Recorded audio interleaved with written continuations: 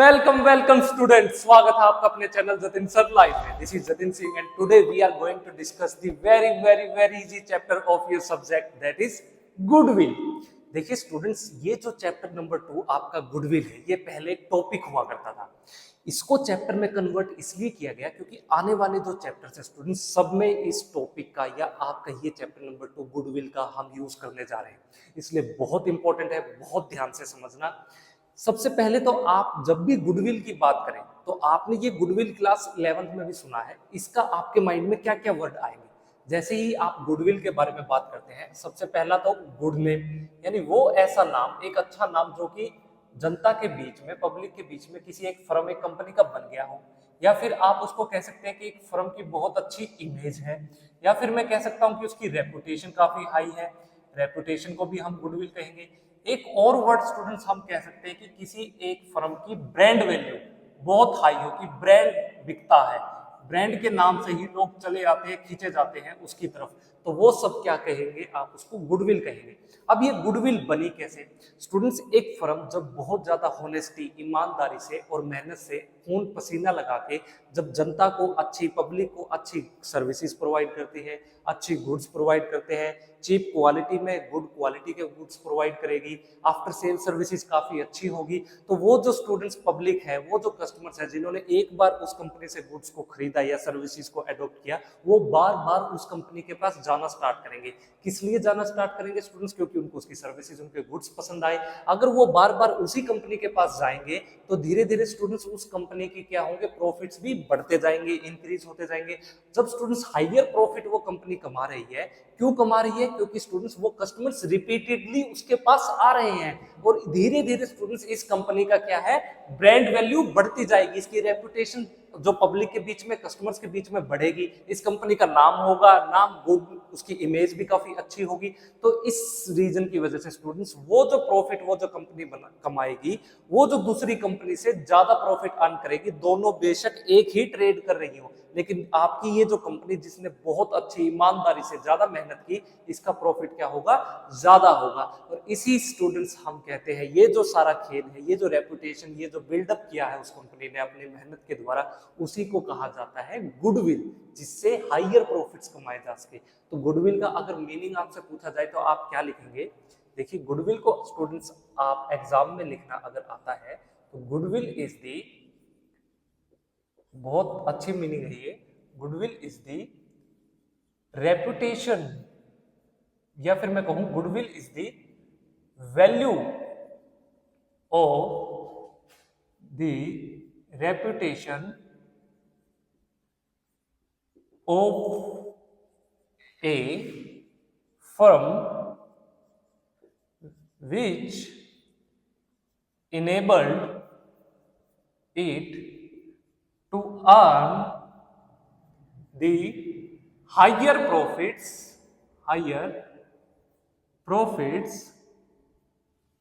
in comparison to the normal profits earned by the other firms in the same trade।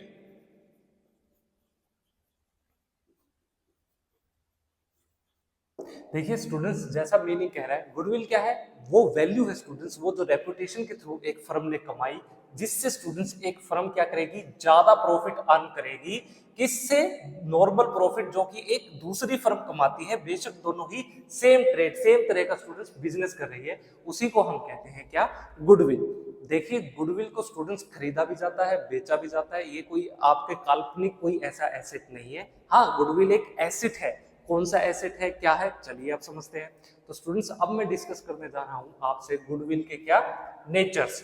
तो students देखिए, nature कहिए या features कहिए, आप लिखिए फीचर्स ऑफ गुडविल।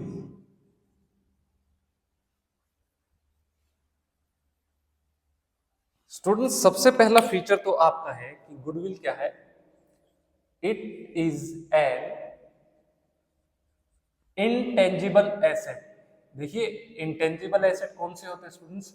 वो एसेट जिनको आप ना ही टच कर सकते हैं और ना ही स्टूडेंट्स आप क्या कर सकते हैं, उनको देख सकते हैं, उन्हें हम क्या कहेंगे? Intangible asset. जैसे गुडविल, जैसे पेटेंट, जैसे ट्रेडमार्क, जैसे कॉपीराइट्स।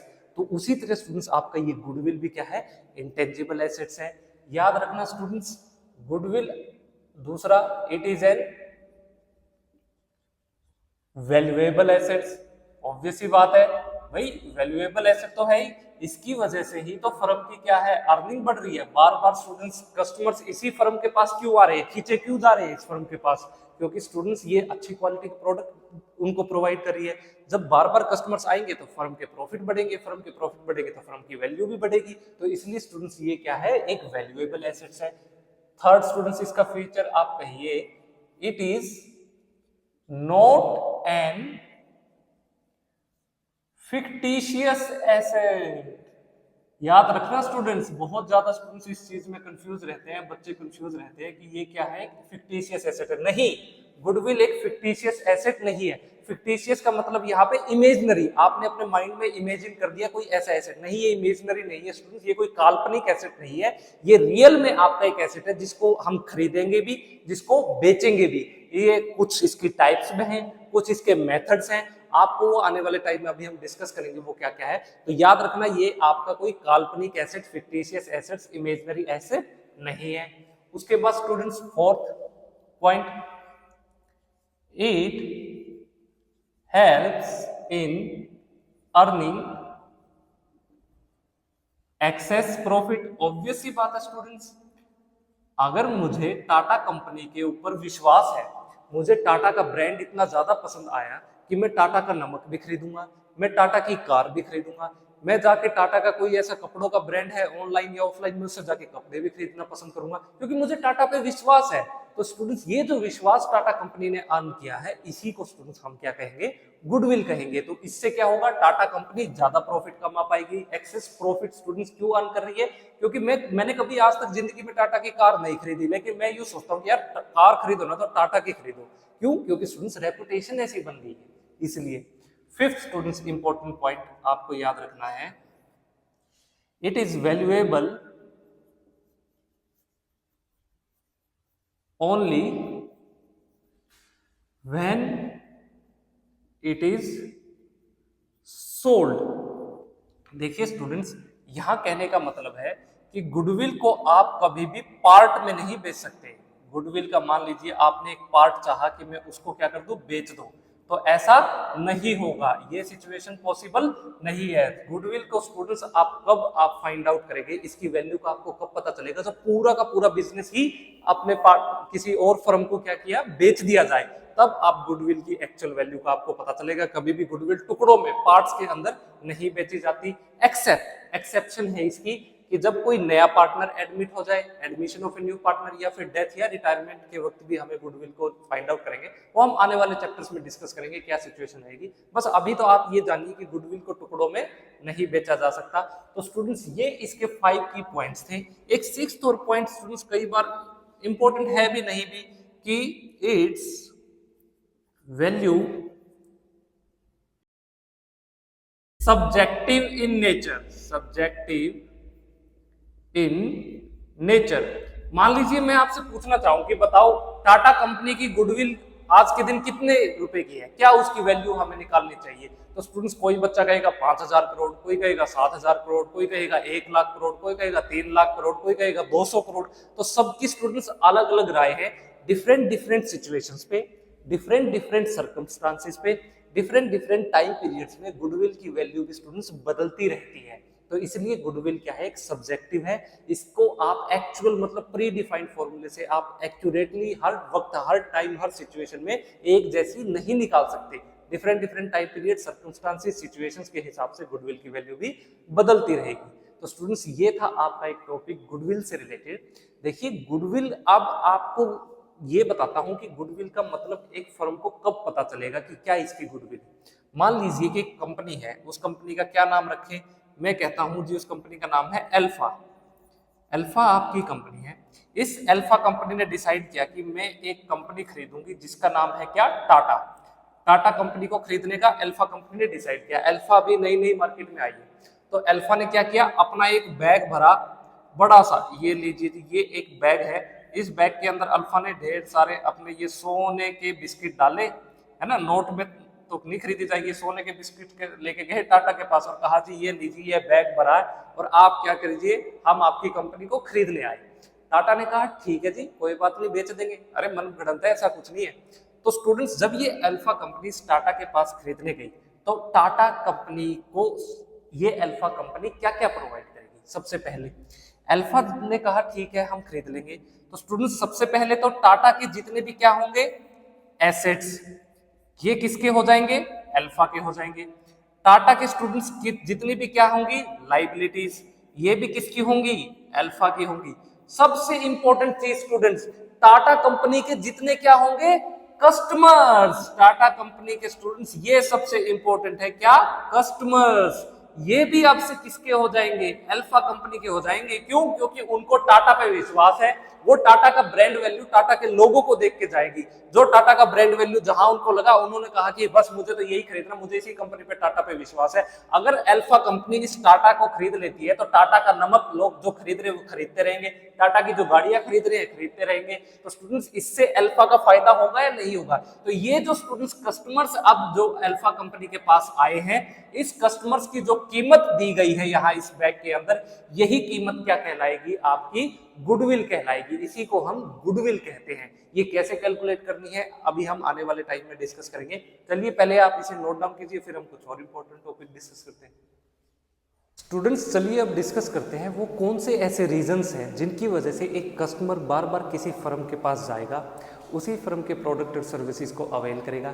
यानी कौन से स्टूडेंट्स वो फैक्टर्स हैं जो कि अफेक्ट करते हैं वैल्यू ऑफ द गुडविल। तो अब हम जो टॉपिक डिस्कस करने जा रहे हैं, या हम उन फैक्टर्स को डिस्कस करेंगे जो कि आपके अफेक्ट करते हैं, factors affecting the value of goodwill. यानी ऐसे कौन से फैक्टर्स हैं जिनकी वजह से किसी फर्म की गुडविल या तो बढ़ सकती है या फिर घट भी सकती है। चलिए डिस्कस करते हैं वन बाय वन सबको।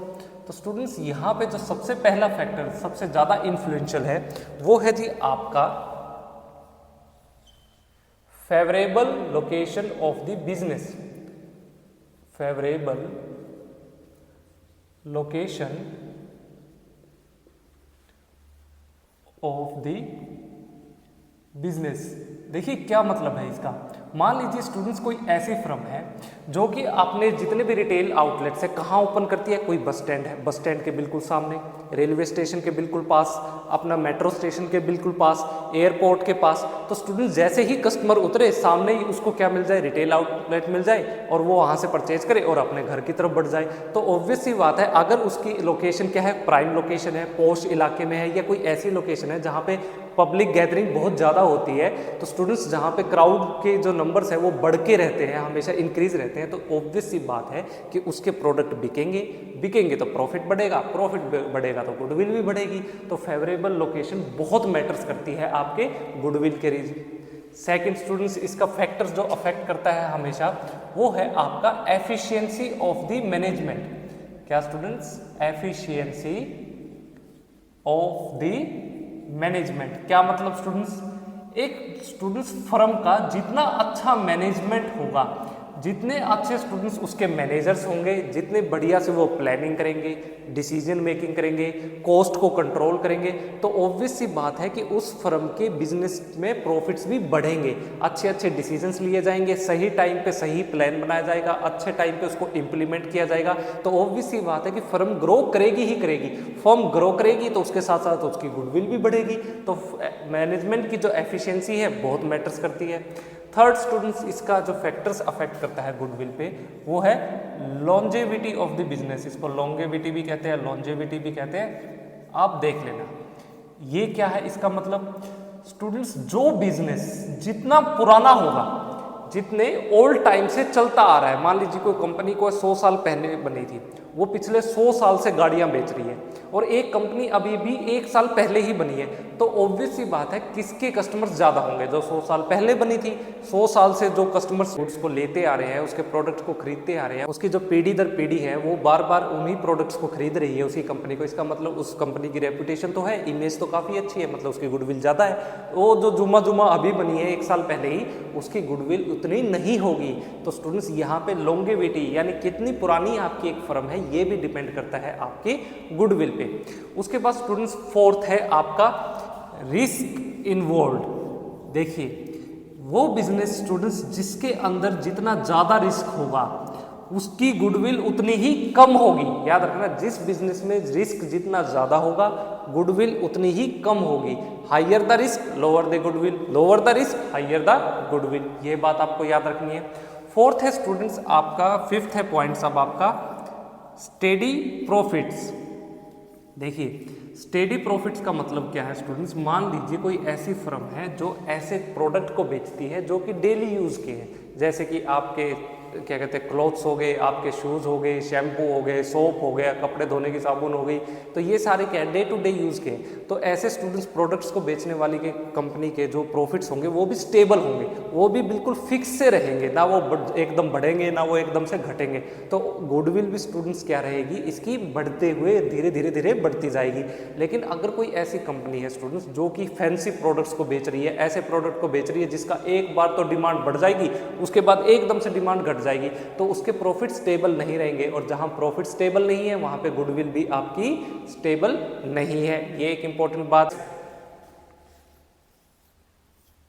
पोजेशन ऑफ लाइसेंस, देखिए इसका क्या मतलब है। यहाँ स्टूडेंट्स लाइसेंस से मतलब मान लीजिए कि सरकार किसी एक ऐसी कंपनी को लाइसेंस दे देती है कि आज से ये प्रोडक्ट सिर्फ यही कंपनी बनाएगी।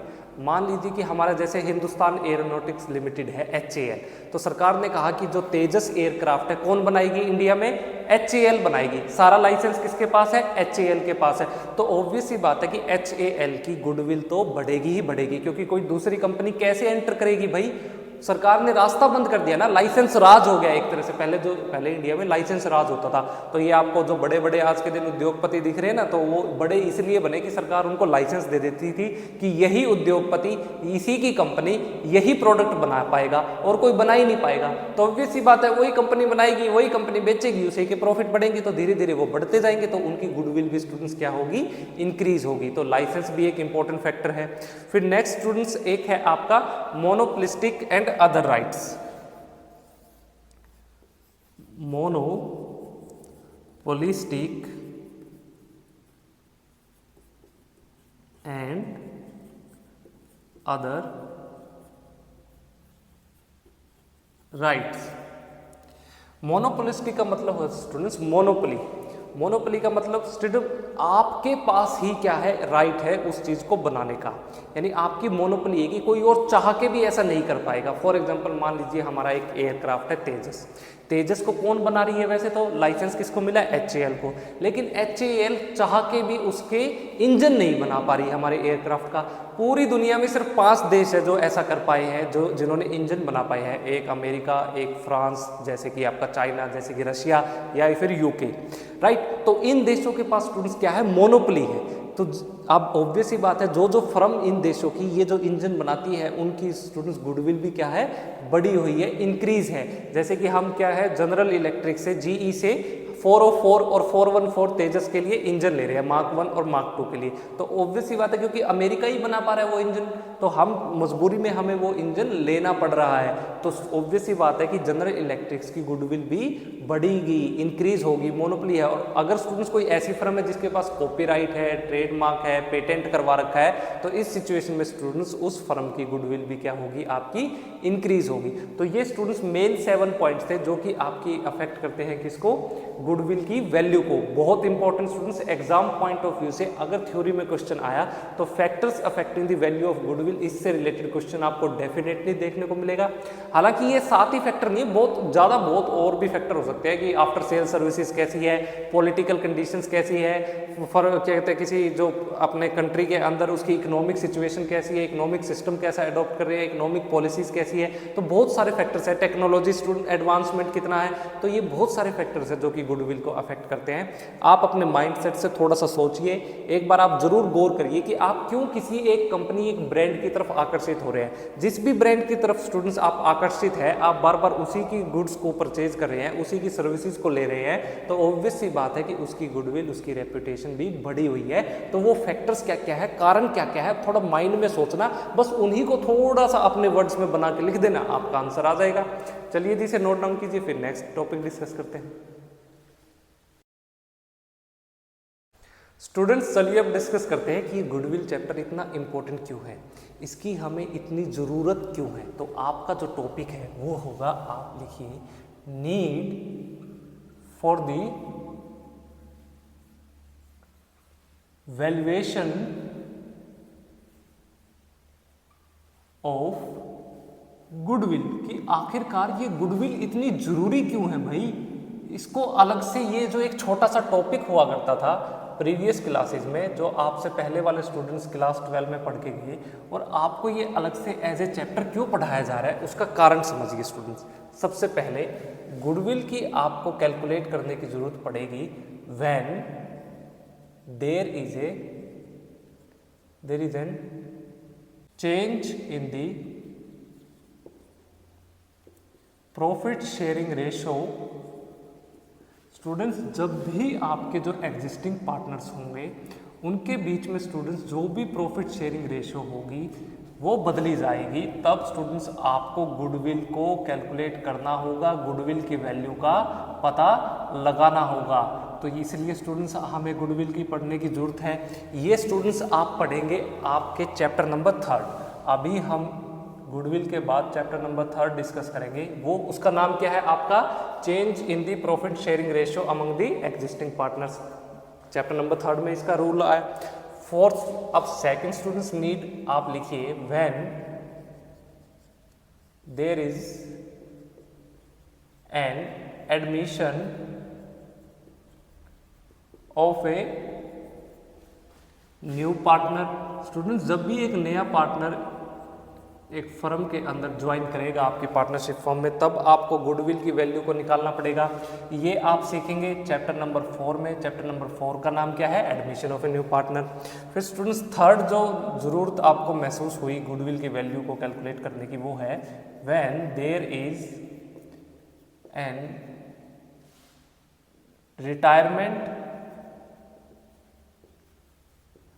और death of a partner. Students, अगर किसी पार्टनर की मौत हो जाए या वो छोड़ के चला जाए, रिटायरमेंट ले ले किसी पार्टनरशिप फर्म से, तब आपको गुडविल की वैल्यू को कैलकुलेट करना होगा। ये आप सीखेंगे चैप्टर नंबर 5 के अंदर। देखिए, इसलिए स्टूडेंट्स ये गुडविल का टॉपिक इतना ज़रूरी है। यहाँ समझ लीजिए, आने वाले आपके चैप्टर्स काफ़ी ईजी हो जाएंगे। जो बच्चा यहाँ गुडविल से चैप्टर से कॉम्प्रोमाइज़ कर देगा, अच्छे से नहीं पढ़ेगा, ये आने वाले चैप्टर में उसको प्रॉब्लम आने वाली है। फोर्थ जो स्टूडेंट्स नीड का जो रीज़न है, इसका जो कारण है, वो है जी आपका व्हेन फर्म इज सोल्ड। जब स्टूडेंट्स आप अपनी फर्म को बेच देंगे तो उस टाइम पे फर्म की जो रेपुटेशन, उसकी गुडविल, उसकी जो इमेज जो फर्म ने अर्न की है इतने सारे टाइम में, उस टाइम पे आपको ये कैलकुलेट करनी होगी जब फर्म बिकेगी। और फिफ्थ जो स्टूडेंट्स पॉइंट है, व्हेन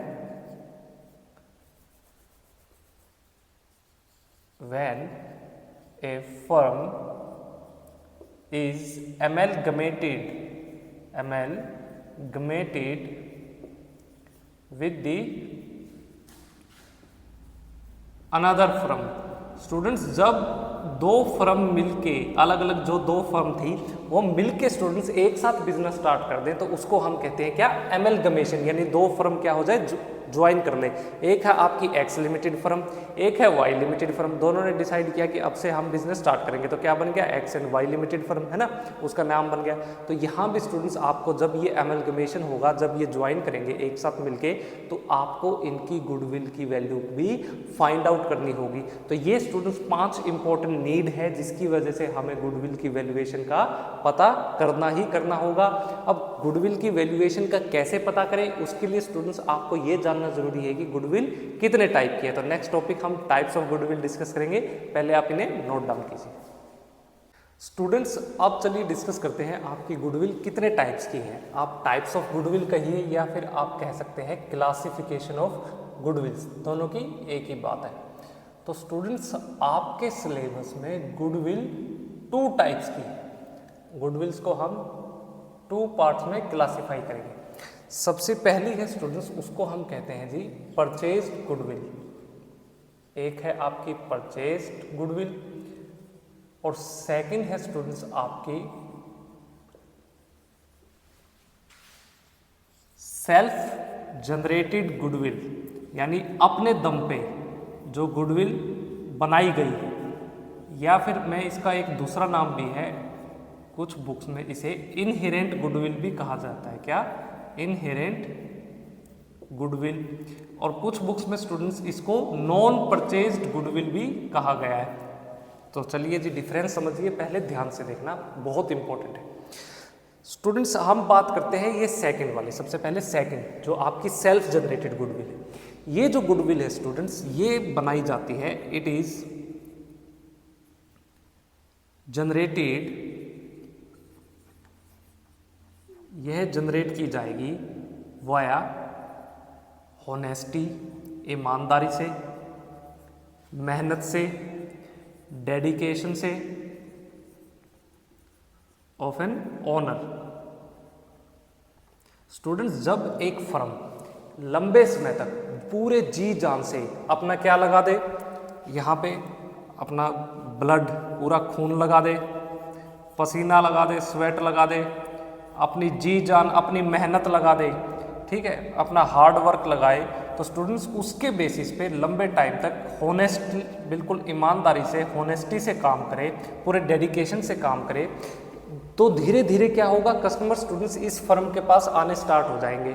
कस्टमर्स आएंगे, धीरे धीरे आकर्षित होंगे, इस फर्म के लॉयल्टी को देखेंगे, तो कस्टमर्स भी लॉयल होंगे तो कस्टमर्स गुड्स को खरीदेंगे, सर्विसेज को अवेल करेंगे, तो फर्म के प्रॉफिट्स बढ़ेंगे तो धीरे धीरे फर्म की इमेज बढ़ेगी, ब्रांड वैल्यू बढ़ेगी, फर्म की कहते हैं गुड नेम, बहुत अच्छा नाम हो जाएगा मार्केट में, तो इसकी गुडविल बन जाएगी। तो ये गुडविल स्टूडेंट्स जो ओनर है उसकी मेहनत की वजह से बनी है, उसने मेहनत करी, जी जान लगाई। अब मैं मेहनत कर रहा हूं, मान लीजिए मैं कोचिंग सेंटर मेरा है, कोचिंग सेंटर को चाहता हूं मैं बड़ा बनाऊं, वो कैसे बनेगा, जब मैं जी जान से पूरी डेडिकेशन से यहाँ पे काम करूंगा, तभी मेरा कोचिंग सेंटर मेरा जी चल पाएगा। तो ये स्टूडेंट्स जब धीरे धीरे मेरा कोचिंग सेंटर चलेगा, स्टूडेंट्स के बीच में मेरा नाम होगा, तो स्टूडेंट्स के बीच में मेरी गुडविल क्रिएट होगी, मेरी एक ब्रांड वैल्यू बन जाएगी। मेरी जो ये जो कोचिंग सेंटर है, मेरी जो अब ये फर्म है, ये बहुत बड़ी बनेगी और बड़ी बनेगी। तो स्टूडेंट्स इस तरह की गुडविल को हम कहते हैं क्या, सेल्फ जनरेटेड गुडविल, या फिर कहिए आप इनहेरेंट गुडविल, या फिर नॉन परचेज गुडविल। इंपॉर्टेंट क्या है, इंपॉर्टेंट है आपकी ये वाली परचेज्ड गुडविल, यानी स्टूडेंट्स जब आप किसी ऐसे बिजनेस को खरीदते हैं जिसकी पहले से गुडविल बनी हुई है, मान लीजिए एक अल्फा लिमिटेड कंपनी है और वो टाटा के पास चला गया कि मैं टाटा कंपनी को खरीदूंगा, बैग भर के पैसों का लेके चला गया टाटा के पास, तो स्टूडेंट्स टाटा कंपनी को तो खरीदेगा ही खरीदेगा, साथ में उसकी गुडविल भी उसके पास आएगी। तो इस तरह की गुडविल को हम कहते हैं क्या, purchased goodwill.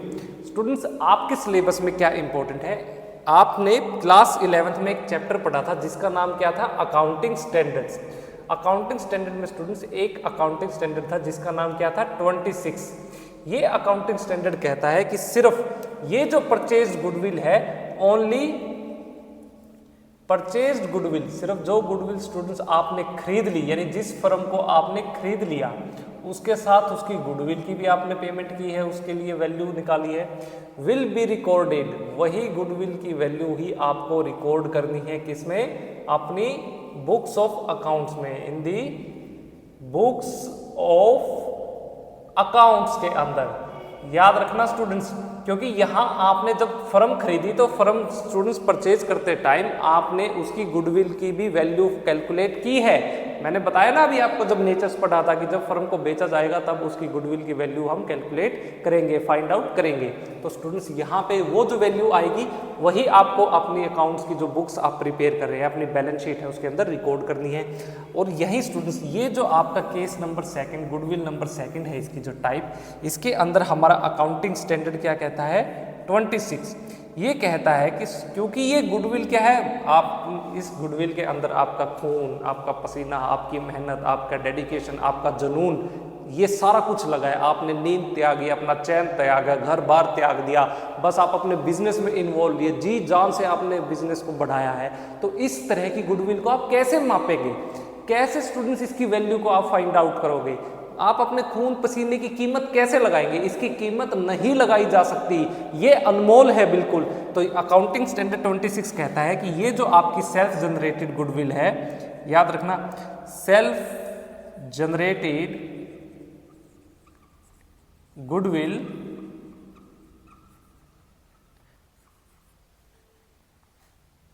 Not recorded in the books of accounts. बस ये इंपॉर्टेंट बात है स्टूडेंट्स की, याद रखना हमेशा।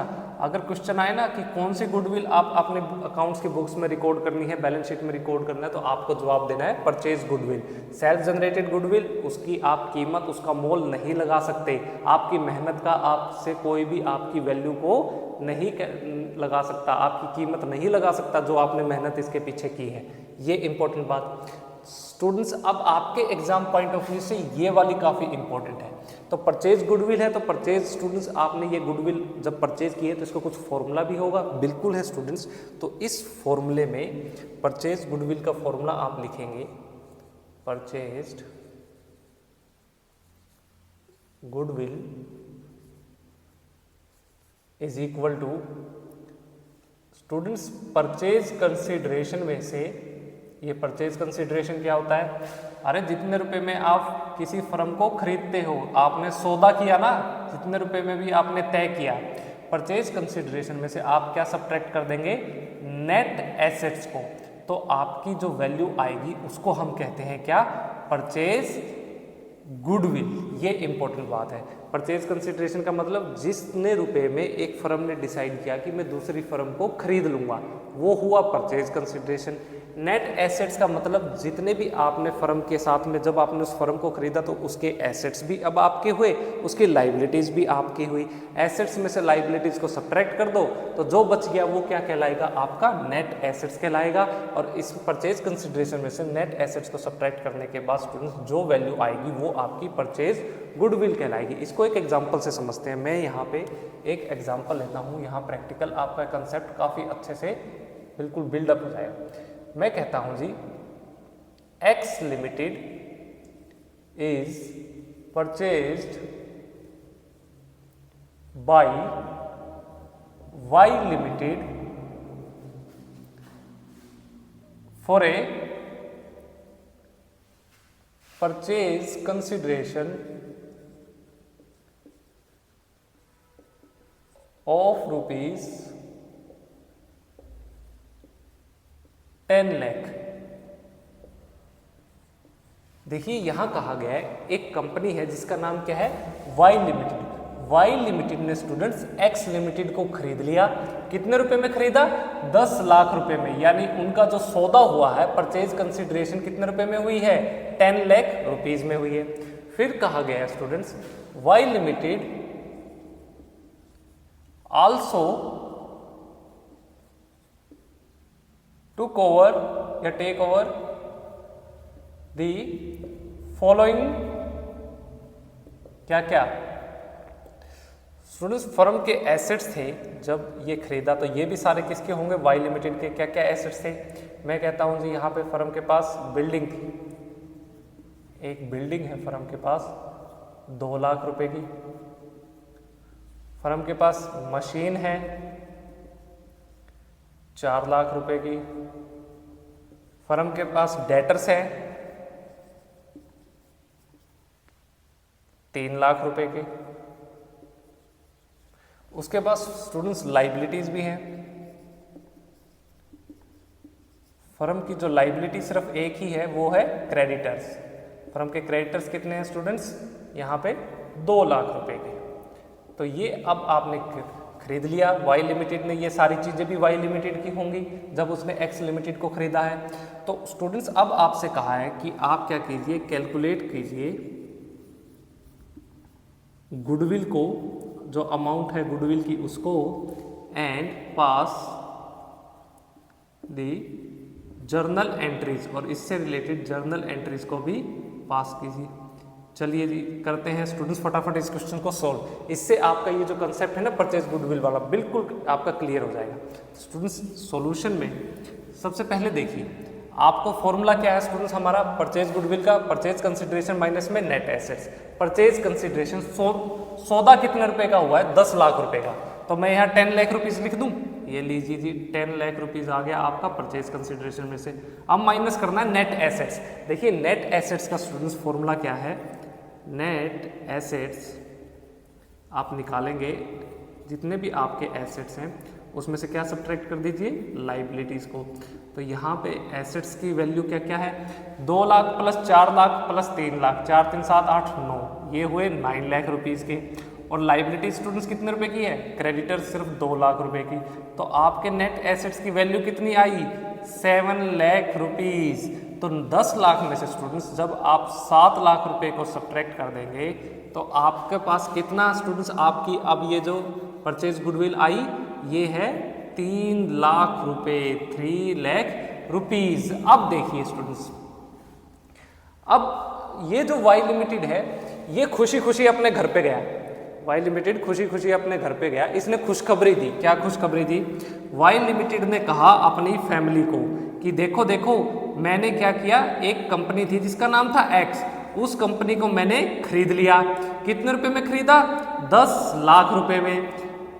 10 लाख रुपए में मैंने उस कंपनी को खरीद लिया। लेकिन जब इस वाई लिमिटेड के जो मैनेजर्स बैठे थे वो सभी मैनेजर्स ने कैलकुलेट किया, जब एसेट्स में से लाइबिलिटीज को सब्ट्रैक्ट किया तो उन्होंने कहा अरे ये कंपनी तो 7 लाख रुपए की थी। जब एसेट्स में से लाइबिलिटीज को सब्ट्रैक्ट किया, नेट एसेट्स, आप इसको नेट एसेट्स कहिए या नेट वर्थ कहिए, एक ही बात है। यहां मैं कहता हूं नेट वर्थ, उस कंपनी की नेट वर्थ कितनी है, वो कहते हैं जी ये तो सिर्फ 7 लाख रुपीज की थी। मतलब आपने 7 लाख रुपए की एक कंपनी थी उसको 10 लाख रुपए में खरीद लिया, ऐसे कैसे कर दिया। तो वाई लिमिटेड कहता है अपने मैनेजर्स को, कहता है अरे ये कंपनी कोई छोटी मोटी कंपनी थी, इस कंपनी का बहुत नाम है, कस्टमर्स को बहुत पसंद है ये कंपनी, आंख बंद करके इस कंपनी के प्रोडक्ट खरीदते हैं। तो मैंने जो ये 10 लाख रुपए में खरीदी है, ये कंपनी के साथ साथ ये एसेट्स और लाइबिलिटीज के साथ साथ इस कंपनी के हमारे पास और क्या आएंगे, कस्टमर्स भी आएंगे। इस कंपनी के हमारे पास क्या आएंगे, कस्टमर्स। और उन कस्टमर्स के लिए मैंने क्या किया है, एक्स्ट्रा 3 लाख रुपए की पेमेंट की है। और ये 3 लाख रुपए स्टूडेंट्स क्यों स्टूडेंट्स पेमेंट हुई, क्योंकि कस्टमर्स इस कंपनी के पास बहुत ज्यादा थे। कस्टमर्स किस लिए स्टूडेंट्स इस कंपनी की तरफ आकर्षित थे, इस कंपनी की तरफ अट्रैक्टिव थे, इन्फ्लुएंस इतने ज्यादा क्यों थे, क्योंकि स्टूडेंट्स इस कंपनी की बहुत अच्छी क्या थी, गुडविल थी। उस गुडविल के लिए एक्स्ट्रा कितने रुपए पे किए गए, 3 लाख रुपीज पे किए गए। तो ये रीजन है स्टूडेंट्स आपका गुडविल को कैलकुलेट करने का, इसी को हम कहते हैं क्या, परचेज गुडविल। अब इसकी जर्नल एंट्री कैसे करेंगे, ऑब्वियस सी बात है, जब स्टूडेंट्स बिल्ड आपके एसेट्स है, एसेट्स को हम हमेशा क्या करते हैं, डेबिट करते हैं। तो आप जर्नल एंट्रीज में सबसे पहली एंट्री करेंगे क्या क्या है, बिल्डिंग। तो आपको करना है क्या, बिल्डिंग अकाउंट। ये जर्नल एंट्री क्यों करवा रहा हूं अभी आपको सिखाऊंगा, इंपॉर्टेंट है। बिल्डिंग अकाउंट डेबिट कितने रुपए की, 2 लाख रुपए की, ऐसे करो। उसके बाद आप लिखिए मशीन, मशीन अकाउंट को फिर से क्या करना है आपको, डेबिट कितने रुपए की, आपके हैं 4 लाख रुपए के। उसके बाद स्टूडेंट्स आपको क्या करना है, डेटर्स, डेटर्स भी आपके एसेट है, डेटर्स अकाउंट को आप क्या करेंगे, डेबिट करेंगे कितने रुपए से, ये हुए आपके 3 लाख रुपए से। उसके बाद स्टूडेंट्स आपको थोड़ी सी जगह छोड़नी है और फिर आप करेंगे यहाँ पे क्रेडिट टू, किसको, क्रेडिटर्स को। लाइबिलिटीज को स्टूडेंट्स हमेशा क्या करते हैं, हम क्रेडिट करते हैं। तो क्रेडिटर्स कितने रुपए के, 2, क्रेडिटर्स अकाउंट ये है 2 लाख रुपीज के। और स्टूडेंट्स उसके बाद आपको लिखना है क्या, आपने ये किससे खरीदी है, वाई लिमिटेड ने स्टूडेंट्स इसको खरीदा है एक्स लिमिटेड से, तो आप यहाँ पे लिखेंगे टू एक्स लिमिटेड। और स्टूडेंट्स कितने रुपए लिखने हैं, जितने रुपए का भी स्टूडेंट्स आपने क्या किया था, सौदा किया था, यानी परचेज कंसिडरेशन। यहाँ मैं आपको नीचे इसके बता देता हूँ या ब्रैकेट में यहीं बता देता हूँ, ये अमाउंट है आपकी परचेज कंसिडरेशन के लिए। परचेज कंसिडरेशन कितने रुपए की, 10 लाख रुपए की, 10 लाख रुपीज। तो अब स्टूडेंट्स देखो, डेबिट और क्रेडिट साइड दोनों का टोटल करो। देखो डेबिट साइड का टोटल कितना आया, 4 3 7 और 2 9 लाख। इन तीनों का टोटल कितना है, 9 लाख। और स्टूडेंट्स यहाँ इन दोनों का टोटल कितना है, 10 और 2 12 लाख। तो स्टूडेंट्स अब डिफरेंस कहाँ आएगा, 3 लाख रुपए का डिफरेंस है, वो आपको लिखना है कहाँ, एसेट्स में। क्योंकि मैंने आपको क्या बताया था स्टूडेंट्स, गुडविल क्या है, आपका एक इंटेंजिबल एसेट है।